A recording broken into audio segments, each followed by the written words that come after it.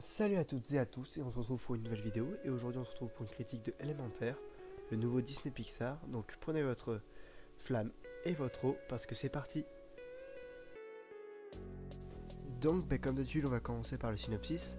Donc dans la ville d'Element City, le feu, l'eau, la terre et l'air vivent dans la plus parfaite harmonie.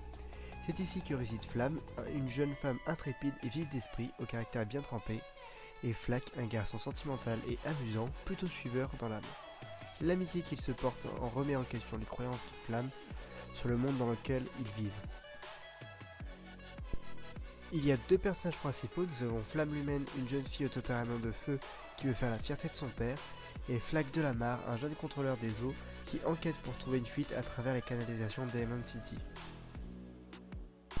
Un jeune couple immigré, Brûle et Sandra l'humaine, des éléments de feu, les flamboyants, arrivent à Element City où vivent les 4 éléments, confrontés à des réactions de rejet de la part des autres éléments, de l'air les aériens, de la terre les terriens, et surtout de l'eau les aquatiques.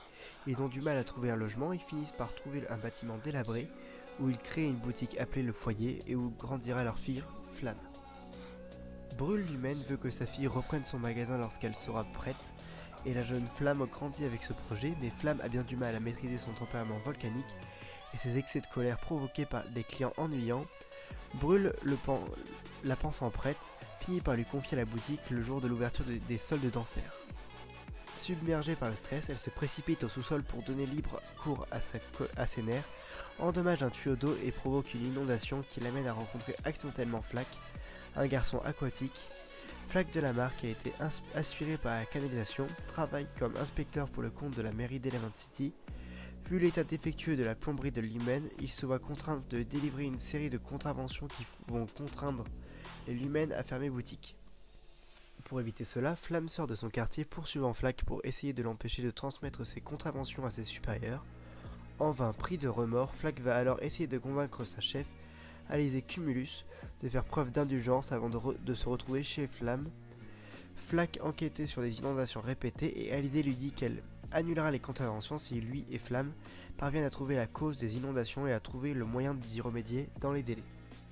Flamme et Flack trouvent la brèche dans un barrage et la colmatent avec des sacs de sable, mais cette solution de fortune ne résiste pas très longtemps. En cherchant une autre solution, Flamme découvre alors qu'elle peut transformer le sable en verre et colmate ainsi à nouveau la brèche de manière plus solide. Flamme et Flack deviennent de plus en plus intimes en apprenant à connaître l'autre, et Flack invite Flamme à rencontrer sa famille qui vit dans un appartement luxueux. Flamme se joint à eux, les Delamarre, qui consiste à faire pleurer l'autre, et elle finit par pleurer lorsque Flack lui avoue ses sentiments pour elle. Flamme utilise à nouveau son pouvoir pour réparer une carafe en verre, ce qui impressionne beaucoup la mère de Flack. Celle-ci lui propose de la recommander pour un stage dans une verrerie. Flamme réalise alors qu'elle n'a pas vraiment envie de reprendre le magasin de son père. De retour chez elle, avec Flack, elle découvre que sa mère Sandra les a suivis et veut leur faire passer son test sur les relations des flamboyants pour déterminer s'ils sont faits l'un pour l'autre. Même si Flack ne peut pas, du fait qu'il soit un aquatique, il parvient à réfléchir la lumière de Flamme sur son corps pour créer une étincelle et il s'affirme qu'ils sont bien compatibles. Le père de Flamme débarque et annonce à sa fille qu'il va prendre sa retraite et lui remettre la boutique. Il raconte à sa fille comment, en quittant son pays natal, il s'est incliné devant son père en faisant la bakso, le grand inclinement traditionnel, mais celui-ci a refusé de s'incliner.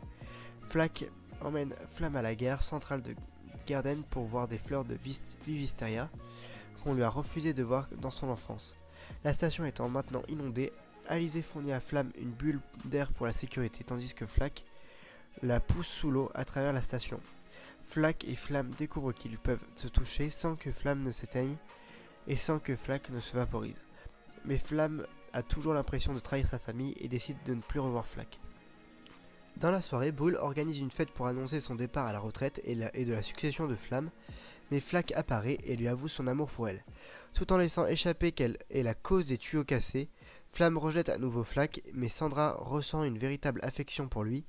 Déçu et furieux, Brûle décide de ne pas reprendre sa retraite et rejette Flamme. La séparation faite par Flamme au barrage finit par se rompre et le quartier est inondé à nouveau. Après avoir sauvé la flamme bleue, qui est le talisman de la famille humaine, Flamme et Flack se retrouvent piégés dans un espace réduit, la température monte et Flack finit par s'évaporer. Flamme est désespérée et après que l'eau s'est retirée, elle trouve le courage de dire à son père qu'elle ne veut pas reprendre le magasin et qu'elle aime Flack. Brûle accepte le choix de Flamme, comprenant que Flack est toujours là, piégé dans le plafond de pierre. Flamme le fait pleurer, afin que, larme après larme, Flack soit délivré du plafond et se reconstitue. Ils s'avouent leur amour et s'embrassent. Quelques mois après, les habitants ont accepté les flamboyants. Brûle a repris après sa retraite en confiant le foyer à 2 de ses anciens clients réguliers alors que Flamme et Flack sont en couple. Il s'apprête à quitter Element City pour que Flamme puisse commencer à étudier la verrerie. Avec la bénédiction de ses parents, avant d'embarquer, Flamme s'incline devant son père qui, en retour, fait de même. Donc, qu'est-ce que j'ai pensé de ce film? Eh ben, j'ai adoré vraiment le film. Déjà, il était très beau. L'histoire est assez sympathique. Quand même, il y a eu des Pixar qui étaient moins bien que celui-là. Pas dernièrement. Ah, peut-être Alerte Rouge, vraiment j'ai eu du mal, alors que pourtant il est bien, en vrai, après l'avoir revu. Les 3 derniers Pixar, c'était quoi? C'était Alerte Rouge, non, c'était l'éclair, donc Buzz l'éclair, Alerte Rouge et Saul. Buzz l'éclair, j'ai pas apprécié, enfin c'était moyen, c'était extrêmement juste pour tirer sur la corde. Alerte Rouge, j'ai moyen apprécié, et Saul, j'avais adoré. Il y a Luca aussi, je crois. Oui, il y avait non, c'était Luca. Luca, j'avais surkiffé. Et Alerte Rouge et Buzz l'éclair qui étaient là avant. Et que j'ai moyen apprécié. Donc vraiment, la Pixar est vraiment revenu sur un film assez sympa. Que j'ai bien apprécié. Et en plus, quand tu connais l'histoire liée aux personnes qui l'a écrite, bah tu t'es vraiment extrêmement touché par cette histoire. Et vraiment, ça fait extrêmement plaisir de voir une histoire aussi touchante que ça. Je suis peut-être... en vrai, peut-être ce qui me manque chez Pixar en ce moment, c'est même pas forcément chez Pixar, c'est chez Disney, c'est qu'on n'ait pas de réels antagonistes. Mais bon, c'est pas grave, les antagonistes, il y en aura un pour Aïcha et la Belle Étoile à la fin de l'année. Et peut-être qu'il y en aura un pour le prochain Pixar, Elio, qui sortira en mars 2024. Assez pressé de voir ça. Sinon, qu'est-ce que je pourrais dire d'autre sur le film Élémentaire?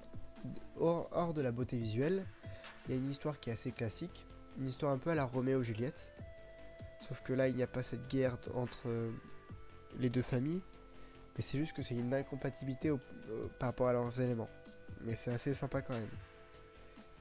J'aime bien cette histoire que tout le film on leur dit que c'est pas possible qu'ils soient ensemble et tout, par rapport à leur chimie on va dire, le feu peut éteindre l'eau, et au contraire, non, l'eau peut éteindre le feu, alors que le feu peut évaporer l'eau. C'est exactement ça que, en gros, c'est un peu destructeur, alors que en réalité, dans la suite du film, tu comprends que finalement, il y a une sorte d'équilibre qui se trouve entre les deux.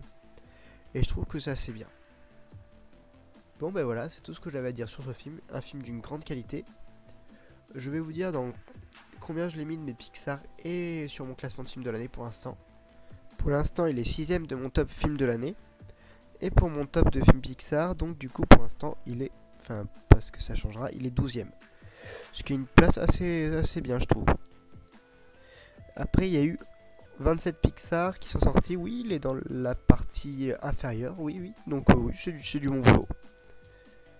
Donc, du coup, c'est tout ce que j'avais à dire pour aujourd'hui. On se retrouve très bientôt pour une nouvelle pêche aux infos Disney. Et c'est un plaisir de vous retrouver, évidemment.